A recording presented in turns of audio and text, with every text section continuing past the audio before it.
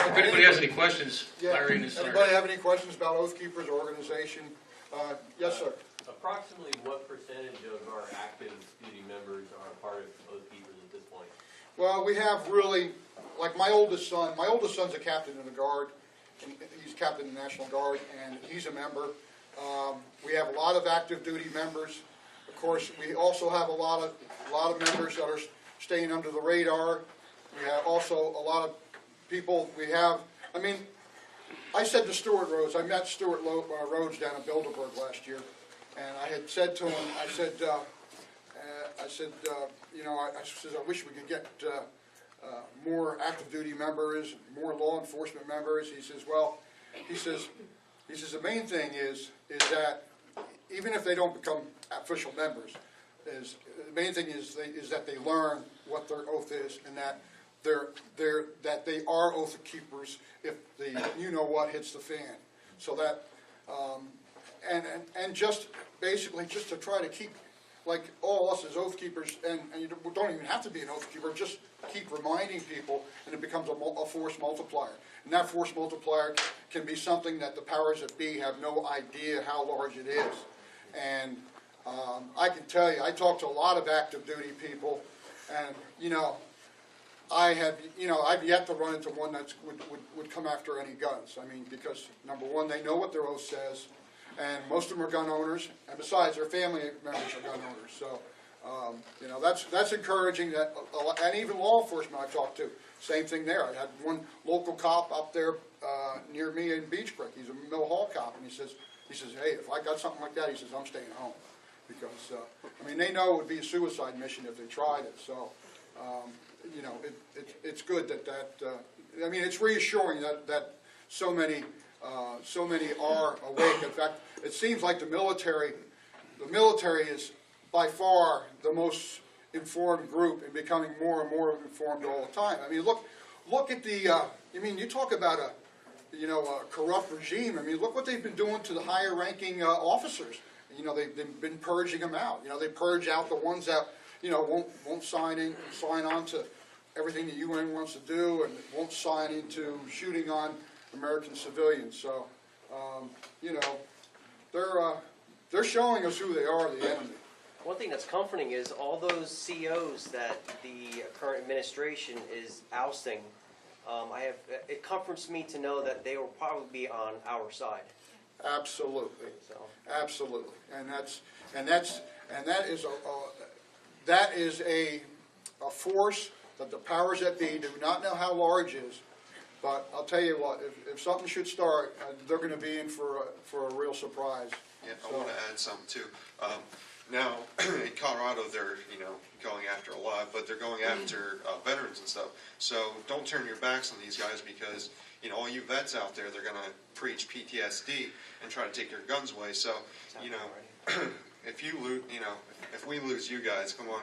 So you got to stay in this fight for this, because I mean, I don't, like he said, we don't see our troops disarming us, but what if UN tries to come through?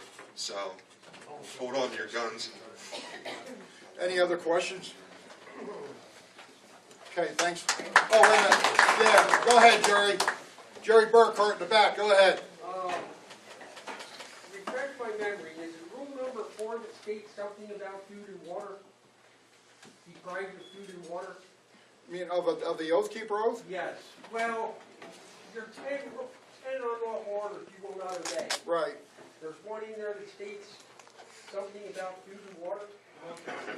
They won't confiscate. Right.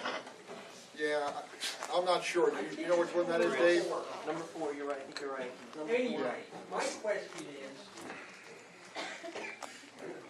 the Oath Keepers organization making any kind of arrangements to restore the water rights in Tombstone, Arizona? I don't know. I don't know. I don't have an answer for you, Jerry. I'm sorry. So, Okay, thank you. you're welcome. Any other questions? Oh, go.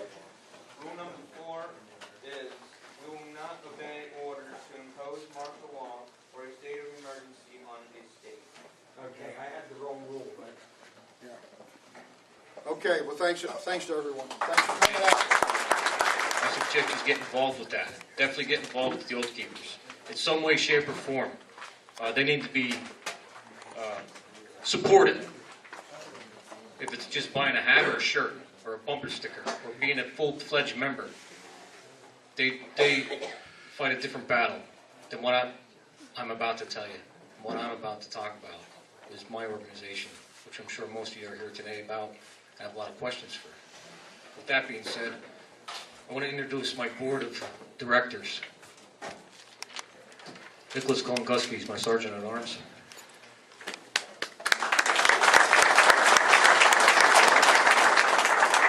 Standing next to him, the big guy, that's the governing body, Jason Kessler.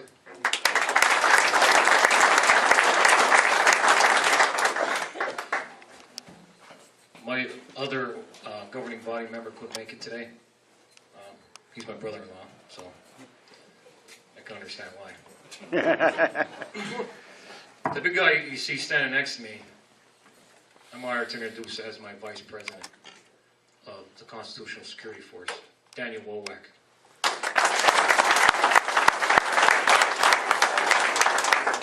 Sorry for not having my shirt and stuff on. I was just out in the bushes training before I got here, so I'm running a little bit late.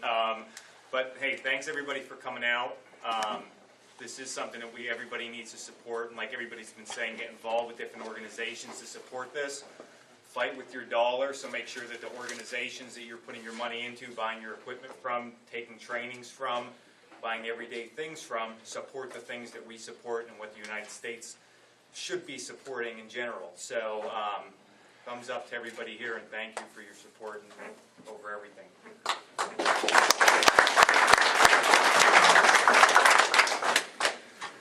All right, the reason I started this organization, Constitutional Security Force, is because after I was able to, let me back up a little bit. On January 3rd, I drafted what is called the Second Amendment Preservation Resolution because of my strong belief to keep and bear arms. It's our God-given right. It's not a right granted by any government or any politician.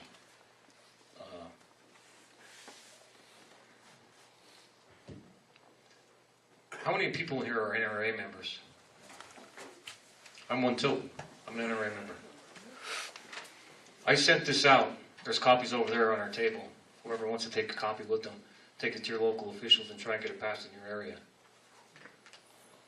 I sent this before I sent it to anybody else. I emailed this to the NRA ILA just to ask their thoughts on it. I didn't want nothing else but their thoughts. That's all.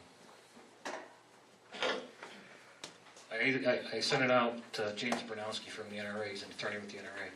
I didn't hear nothing back. January 24th, it was passed in Gilberton Borough. Josh was present. Larry was. There's a bunch of people that are in this room here today that were present for the passing of it. The first in the country, I can tell you that.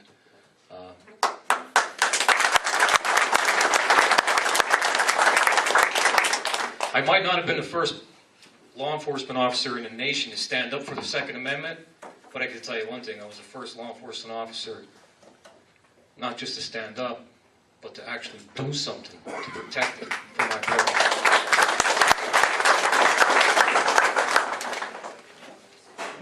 One person's act can change the course of history. And I'm here to tell you right now, no matter how big or small, no matter what you think or you can or can't do, you got to do something.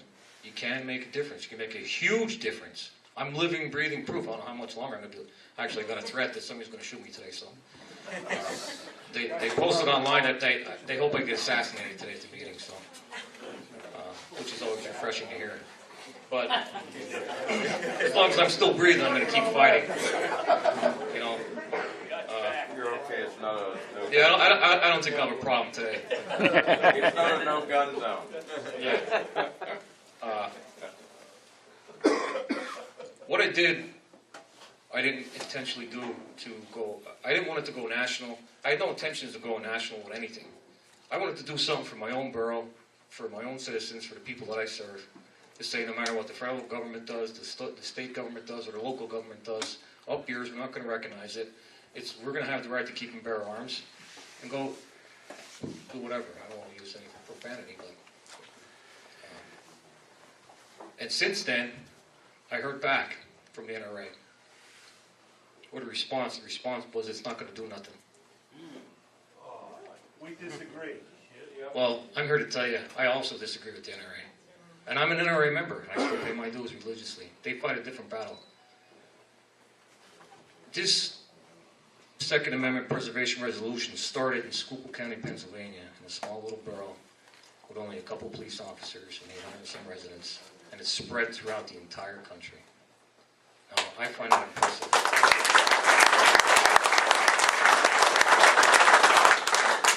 And I didn't have the blessing of the NRA. I didn't have the blessing of the GOA, Gunners of America. I didn't have the blessing of anybody but myself. That's it. I took this upon myself. Nobody asked me to do anything. I did this for my father.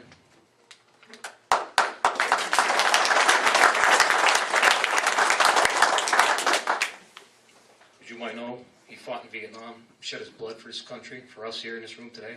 Thank you, sir. I did for my grandfather, who fought the Nazis in Germany and spent 2 years in a Nazi prison camp, and then fought in the Battle of the Bulge.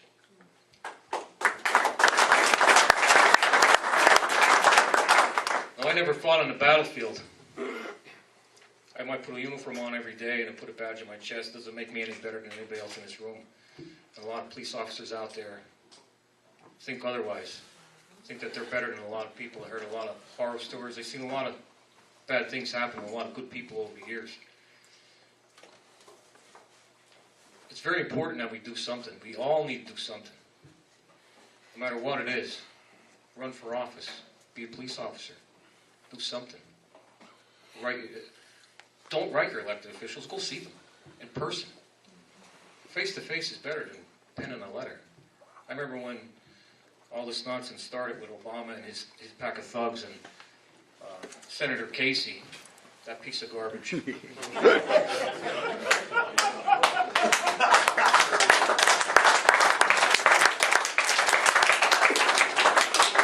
Careful, Mark, you're gonna give garbage a bad name. Yeah, I hear you. I'm sure he has his spies among us today. You know, he owns the local newspaper, Pottsville Republican Herald. It's a left-wing newspaper here in Schuylkill County, super left-wing. He owns it. Shamrock Times, he owns it also. Which I found it odd why he would allow an article. I'm sure he had to know about it.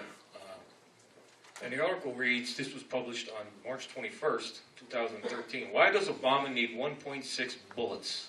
And it goes into the whole thing here. It's quite a very interesting article. It just shocks me. I think that Obama and his supporters, even his own supporters, are starting to be. They're starting to be. Jump ship. They're getting scared of this man. They're starting to really. He's frightening everybody. He's not just frightening us here. He's frightening his people in his own party who put him in power. I truly believe that. I have no use for Senator Casey. None. He backs part of the political regime that's tainted. That's been tainted for a long time. They've been working on this, on our country for over, I think, over 100 years. They're trying to get the colonies back in order for when we beat the crap out of the British and said, you know, this is our country now, get out. They've been working ever since that day to bring us back online. They're working tirelessly to disarm us. That's the only thing keeping us right now free, is the right to keep and bear arms. Is our God-given right. That's it. Make no mistake, if they take our guns, it's over. Yep. And I'm not an advocate of violence in any way, shape, or form. But I can tell you one thing, if they come looking for trouble, they're going to find it. If it's by myself, or if it's by me and 100,000 people, I'm not going to back down. That's just the way I am. That's the way I was raised.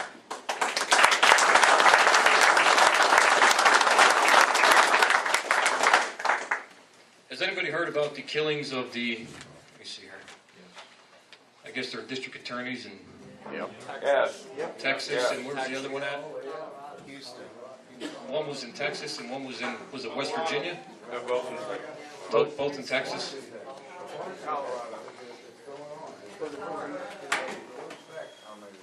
There's an article today published in the left-wing Pottsville RepublicanHerald.com by our illustrious sheriff of Schuylkill County, no less, and our illustrious district attorney, both tyrants. Is that goody two shoes? Tell us how you really feel, Mark. I find it disturbing that they're trying to exploit the debt of American citizens for public gain. It's a PR, bunch of bullshit. That's what they're doing. Yeah, and they're Democrats. I have no use for Democrats. None. None. Not that I have much more for Republicans either.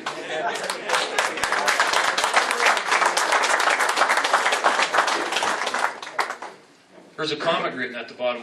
I was down my dad, when I went to pick up my father this morning, I was speaking to my father-in-law this morning, setting up when we were setting up inside here early this morning, and he brought it to my attention about an article in the paper. What's the title of this? Law enforcement agrees on need for strict security. Okay? After the shootings of those DAs in Texas. So I had to go down and pick up my father. I came back up. I went down to my father's house. I printed this out. One of the comments was, "Let the political games begin." Funny how these two officials, who happen to be running for re-election, can shamelessly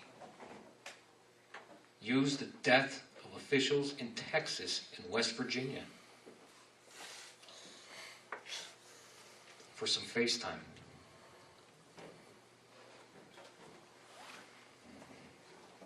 Even more amusing is that the editor didn't stop this fluff piece from running in an election year. It goes to show you what the political elites are willing and capable of doing for self-gain. I'm not running for no elected office. None. I hold the position on the school board. I'm on for 3 more years. And I made some good changes down there. I'm proud to say that. I took care of business when I came on board. Because I was sick and tired of the school thinking that our kids don't have rights when they walk through the door. That somehow you lose your constitutional rights when you walk inside of a school building. I don't understand how that's possible. It doesn't say anything about age in the Constitution. It says citizen. We the people, naturally born, nothing about age.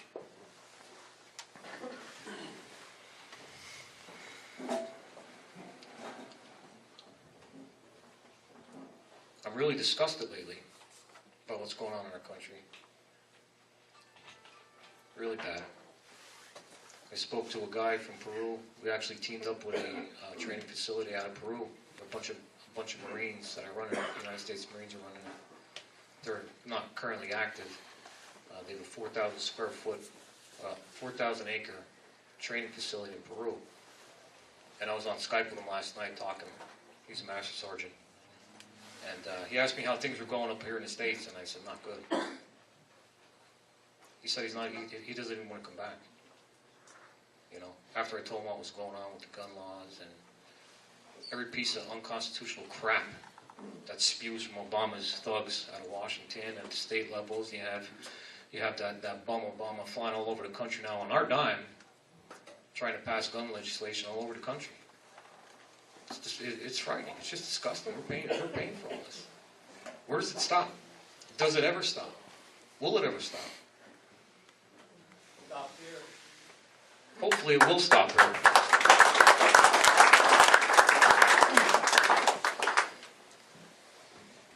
After we passed the Second Amendment Preservation Resolution in Gilpin Borough, I asked for a auxiliary police force where people with powers to arrest to come and join up and volunteer and be actual police officers in Gilbert's and Borough to help protect and defend the Constitution and help protect my citizens, just in case something would come down the pipe or they were going to do a gun grab. I can tell you that the response has been overwhelming. I'm getting phone calls from Canada. People want to join, move down here from Canada. California, Texas, New York, all over the country. The phone was ringing off the hook, 530 some emails in one day. Took me a week to respond. We'll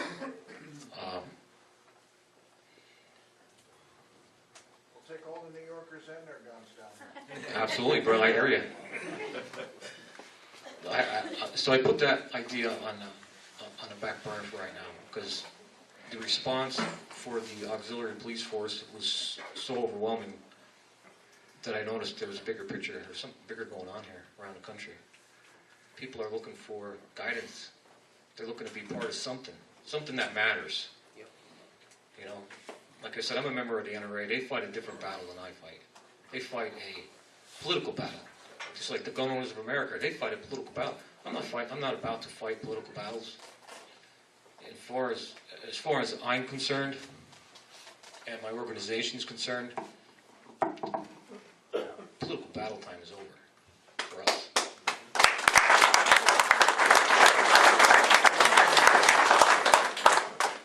Constitutional security force, we're not telling you to own firearms. We want you to.